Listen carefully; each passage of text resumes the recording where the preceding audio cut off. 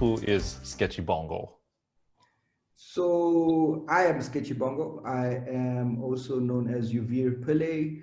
I'm a music producer from Durban. I'm a DJ as well.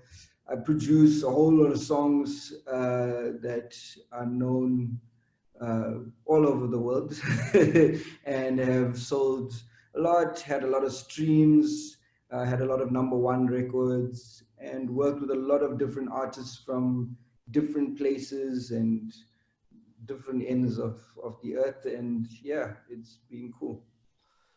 You're really prolific, and I think you're being pretty humble with your background there in terms of who you are, right? Because you've really had a ripple effect to society across the board with Uh, entertaining people, and not just with the good quality content that you produce and you create. It's also with like your inspirational journey that you've been on in terms of just living your dream, starting off and being able to be the figure that you are today.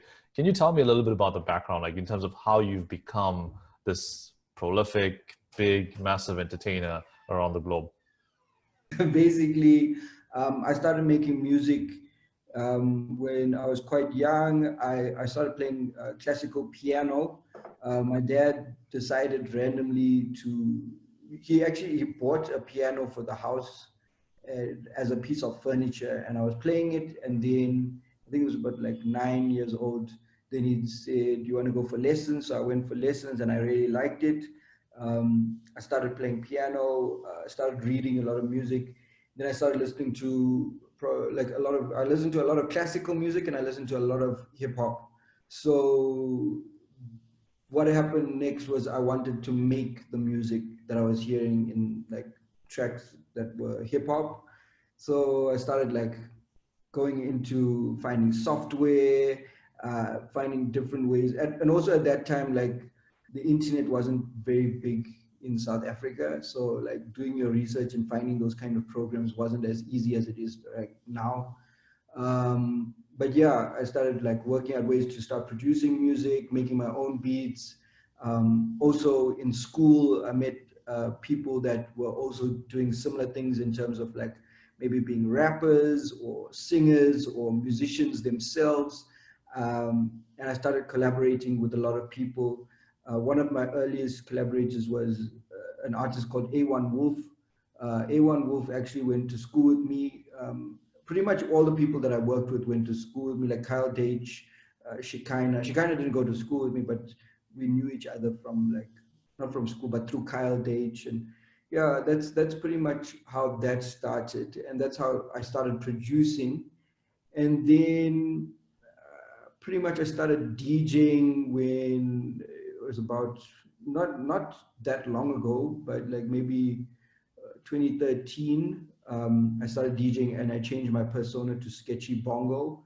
I started playing in a club called Origin, and Origin is like this alternative electronic music club. And yeah, I started playing like drum and bass and like Mumbaton. I don't know if you know what that is, but it's like alternative styles of electronic music. And then yeah, I started producing some other stuff that was more pop based, and those songs did really well on radio. And yeah, that's pretty much how I started my whole journey as a DJ and producer. Which moment was the big break for you? So big break as in when I started doing well. There's different big. I say big break. Maybe let's define that financially. uh, Probably I changed my style from being a bit alternative to being more pop music based, and I made a song called "Back to the Beach" with Shekinah and Kyle Dage that did really well in South Africa. It got pushed by some labels in Europe as well, and to other regions in the world. And yeah, that song they got me a lot of attention. It was probably the biggest song that I produced at the time, and my first number one single that I produced. Wow. And so why the mask, brother? Like I noticed that in your early parts of Yeah. your, I guess, of your career, I would say, you always had the mask on with those Yeah. glasses on. What's behind that? Not So literally. So yeah, the mask idea actually came from when I was starting the whole Sketchy Bongo character and the whole Sketchy Bongo persona, and I produced a song for another Durban artist called Sheen Skies. So Sheen Skies is a rapper from Durban, and he had a music video, and one of the props in the music video was a ski mask in a old BMW Gusheshe 325S, and the ski mask was in the car randomly. And I don't know, that thing must have been very dirty now thinking about it. And but I don't know where that thing came from, but yeah, I wore it as a prop in this music video and I decided to keep it. And then I ended up buying more ski masks and better ski masks, and that became part of the persona. So even now today, like when I perform with the mask on. It kind of like it sets. I become Sketchy Bongo when I put on the mask and I'm performing. That's like it gives a persona. It also adds to like the performance. It just creates a different vibe completely for me and also for the audience. It's like a character. You're watching a show, you know. I listen to that so much, right? So, doing these interviews and talking to a lot of special guests, and, many of them talk to me about whether it's just a name change or whether it's just one minor characteristic that they change when they get into the zone or into the game around the superpower that they just put on in terms of being able to deliver like a rock solid and great content and whatever they're performing with, right? And so I get the feeling that that's very similar to what you're saying in terms of when you put the mask on, it's just the characteristic, the game, the zone, delivery, Yeah. everything. Initially, I was going to have Sketchy Bongo like be completely just nobody knew who I was. Everything would be in the mask. Even like I was doing a lot of TV interviews and things like that, and I would make sure I was wearing the mask in those interviews. And what happened was it just became too much work. I'm in South Africa, so it's hot all year, every day. So yeah, I just stopped wearing the mask as much, and I decided I'm only going to wear the mask for performances, strictly performances, and yeah, that's pretty much what's been happening. But if you look at like artists like Daft Punk, for example, Daft Punk wears their whole like robot get up. Yep. They don't even do interviews. Like they Right. just do. It's just that. That's who they are. Even like an artist like Dead Mouse. Dead Mouse, for example, he wears the mask, but during interviews he doesn't wear the mask, obviously, because his mask is huge. Right. So yeah, it's a performance thing. You won't catch Dead Mouse performing without the mask very often. So yeah, Right. that's Right. pretty Right. much the same kind of idea that I took on. Well, switching gears a little bit, right? One of the things I really love about your journey is being able to be consistent in what you love doing, your passion, music, Mm. being able to collaborate, being able to put things together, being able to publicize it, being able to share content with the world around your creativity specifically. I'm Mm. sure you've had a lot of moments where during your journey, you've prepared content, you've produced music, you've produced something, and it didn't really work out, right?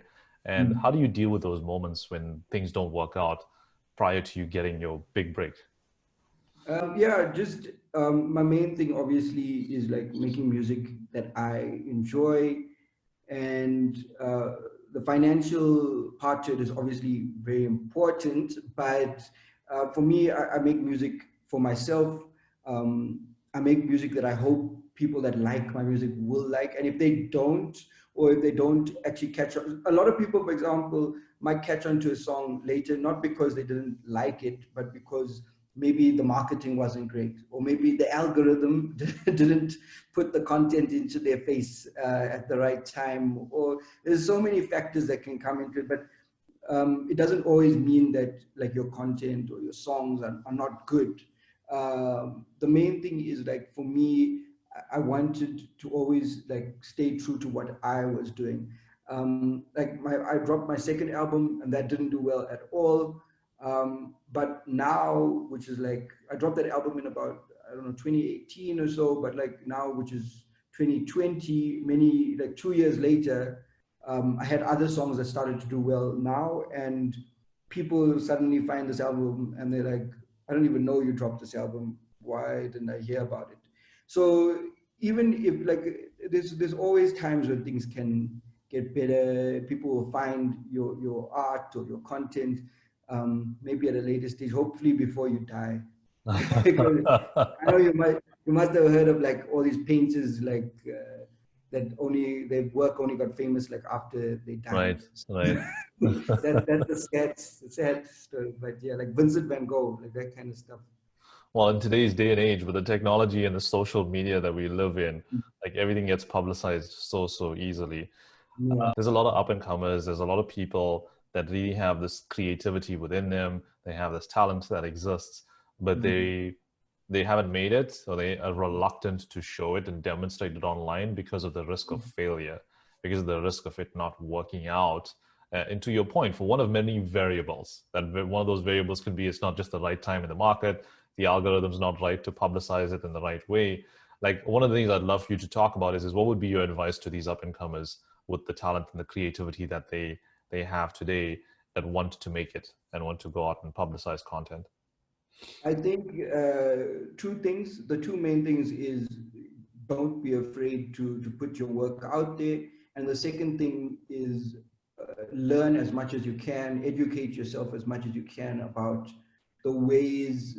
If you're trying to like make a song that goes to number one or do something that's going to do well, educate yourself on how music is marketed, how social media marketing works. It's all about marketing, and like the industry keeps changing every day. It's not like you can learn this today and it's going to be the same next year. Every year there's a new platform that's launched, there's a new app, there's a new something, there's social media changes the algorithm of how posts are actually going to be working. So like Spotify will change how they actually push songs. There's so many different things, so you just got to keep constantly learning, and don't be afraid to put your stuff out there. And if you do fail, just find out what actually, like, do a whole analysis of why something worked and why something didn't work. Like literally write it down on a piece of paper, create documents, treat your music as a business, rather than just you as an artist putting stuff out. And if you can't treat your music as a business, I suggest you either try and get signed to a record label or find somebody that can manage you as a business, because, and make sure you're not getting taken advantage of by those people as well. So get a good lawyer. Yeah, that's my advice. How do you describe your music to our North American viewers? My music is always different. So my music is probably a mix of pop, EDM, dance music, hip hop, all combined into some tasty, good beats. Where to next? What's the next big move for you? Uh, right now, I'm just putting out music constantly, putting out new singles. You can check out my music on Spotify, Apple Music, any of those platforms. Just search Sketchy Bongo. There's always new releases, so I'm putting out new music like every month or so. Um, yeah, I'm just putting out new music, putting out new videos. There's no real plan. Waiting for 2020 to be done and get this Corona finished, and then Are you doing any I shows don't know. online or anything like that? Like Sorry. I'm sure performing is heavily impacted right now. So are you doing Yeah, any performances online or anything like that? yeah. The whole the whole performing online thing, I think it was cool when it started, and there's some people that have done well with it. From my side, I don't really enjoy doing it that much. Some people really do. I don't, and I don't like. I don't know. It's cool to just listen to a mix, but sometimes it's just not. It's not as entertaining. Like there's a lot of other platforms now that are trying to find out the way to work live stream and make it better. There's a lot of different ways that live stream is going to be improving with different types of applications and different platforms and different tech companies coming in. And I think when that happens and there's just more engagement with the audience besides just comments and things like that, I think there will be a better space. But right now, just waiting for everything to start getting opened up again. I don't know when that will be, but that's why I'm focusing more on just creating music, putting music out as releases, and things like that. Live, obviously, like I definitely miss performing live. I haven't performed live in like over 6 months. So Yeah, yeah. to like an actual audience. I mean, like not online or anything like that. And it's there's a lot of money that's been lost, like from everyone in the entertainment sector, so globally. And yeah, hopefully that gets sorted out soon, so we can start making some money again. That's the plan. Yeah. Nice. Well, man, thank you so much for doing this. I appreciate you making the time to share a little bit about your background, to share your story and some lessons as well for the viewers watching it. Really means a lot. I appreciate you having me on the show. Thank you. Thank you very, very much.